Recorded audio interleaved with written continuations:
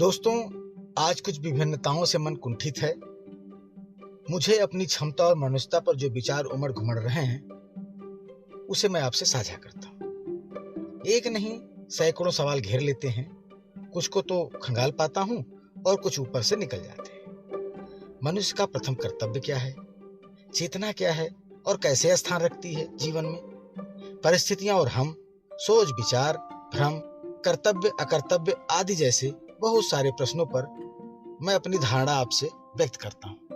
मनुष्य अपने वास्तविक रूप को पहचान ले और जाने तो कितना अच्छा होता। इससे बेहतर प्रथम कर्तव्य और क्या हो सकता है। चेतना पत्थर में सोती है, वनस्पति में जागती है, पशु में चलती है और मनुष्य में चिंतन करती है। अतः मनुष्यता का प्रथम लक्षण चिंतन करना ही तो हो सकता है। अतएव प्रत्येक कार्य को सोच विचार कर करना हमारा प्रथम कर्तव्य होना चाहिए, ऐसा मुझे लगता है। मनुष्य ही है जो अपने जीवन को अपनी इच्छा अनुसार बना सकने की सामर्थ्य लेकर जन्म लेता है। जो लोग इस दिशा में प्रयत्न नहीं करते वे अपने जीवन मूल्य को क्या समझेंगे। जीवन के भ्रम, मैं तो जीवन को मुख्यतः 3 तरह के भ्रम में पाता हूँ। पहला, दिशागत भ्रम, जिसे आप अंग्रेजी में इल्यूजन ऑफ स्पेस कह सकते हैं। दूसरा, समय का भ्रम, जिसे आप कालगत भ्रम भी कह सकते हैं और अंग्रेजी में इल्यूजन ऑफ टाइम।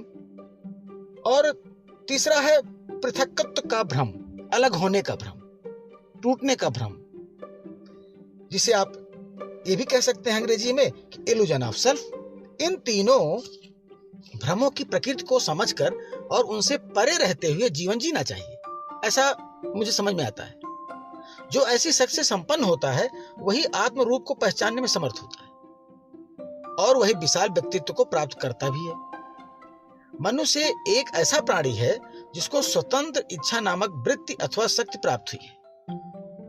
मनुष्य जीवन की सार्थकता यह है कि वह तिनके या पत्ते की भांति वायु प्रवाह के साथ न उड़े। वह अपने कर्तव्य अकर्तव्य स्वयं निर्धारित करे। उसकी अंतर्निहित शक्ति कहती है, तुम परिस्थितियों के दास मत बनो, तुम परिस्थितियों को अपने अनुकूल बनाओ। मुझे यही वह अफसोस है जिसके आवरण से मैं खुद को अक्षम और दोषी मानने लग जाता हूँ। आखिर इन परिस्थितियों को अपने अनुकूल क्यों नहीं तैयार कर पा रहा हूँ या क्यों नहीं तैयार कर पाते हैं हम। सदैव इसी का पक्षधर रहा हूँ और लड़ा हूँ परिस्थितियों से कि परिस्थितियां मनुष्य का निर्माण नहीं करती हैं बल्कि मनुष्य परिस्थितियों का निर्माण करता है। ध्यान दीजिए, एक दास भी एक स्वतंत्र व्यक्ति हो सकता है और एक बादशाह भी एक दास, एक गुलाम। स्वतंत्रता और दासता हमारी मानसिकता की देन होती है। परिस्थितियां तो हमारे कृतित्व का परिणाम होती हैं, हम उनको जैसा चाहे वैसा बना दें। विश्वास करिए, इस भूमंडल में मनुष्य ही एक ऐसा प्राणी है जो सीधा खड़ा होने में सामर्थ्यवान है। वह अपना सिर सीधा और ऊंचा रख सकता है। अपनी यही विशेषता जानकर हमको कोई ऐसा कार्य नहीं करना चाहिए जिससे हमारी यह विशेषता क्षरित हो, नष्ट हो। यह विशेषता तब सार्थक है जब हम अपने पैरों पर बिना किसी का सहारा लिए खड़े हो सकें। अर्थात स्वावलंबन एवं आत्मनिर्भरता मनुष्य का प्रथम कर्तव्य है, प्रथम उत्तरदायित्व, ऐसा मुझे जान पड़ता है। विश्व ब्रह्मांड की नाप जो करने में सतत प्रयत्नशील मानव देखने में भले ही लघु हो, छोटा हो, परंतु अपनी ललक एवं सामर्थ्य में वो अवश्य महान है। मुझे तनिक भी संकोच नहीं है ये कहने में कि मनुष्य संपत्ति भक्षक है, सुख भोगी है, शक्ति धारक है। फिर भी इन सबके ऊपर वह विचारक एवं रचनात्मक प्रेमी भी है। ऐसे मानव के रूप में अवतरित होकर भी हम यदि अनुपयोगी एवं परोपजीवी जीवन व्यतीत करते हैं तो यही कहा जाना चाहिए कि हमने वरदान को अभिशाप बनाकर अपनी सामर्थ्य का दुरुपयोग किया है। जब मनुष्य पशुता को धारण करता दिख जाता है तो दुखी होना स्वाभाविक ही है।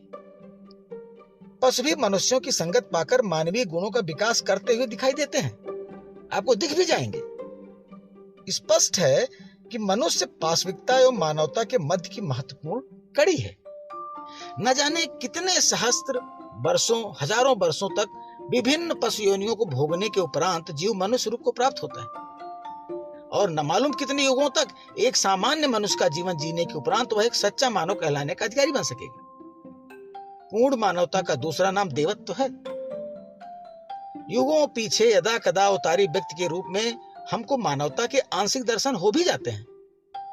पूर्ण मानव के निर्माण को लक्ष्य करके ही ईश्वर की महायोजना में विकास की प्रक्रिया चल रही है। इसी से कहा जाता है, देवता बनना आसान है किंतु मानव बनना बहुत कठिन। मुझे सर्वपल्ली डॉक्टर राधाकृष्णन की एक वाक्य युक्त संगत लगती है। उन्होंने कहा था कि मानव का दानव बन जाना उसकी पराजय है और महामानव होना उसका चमत्कार, और मानव का मानव होना उसकी विजय। जीवन की एकता प्रकृति का एक तथ्य है। इस तथ्य को स्वीकार करना विश्व बंधुत्व की परिकल्पना है।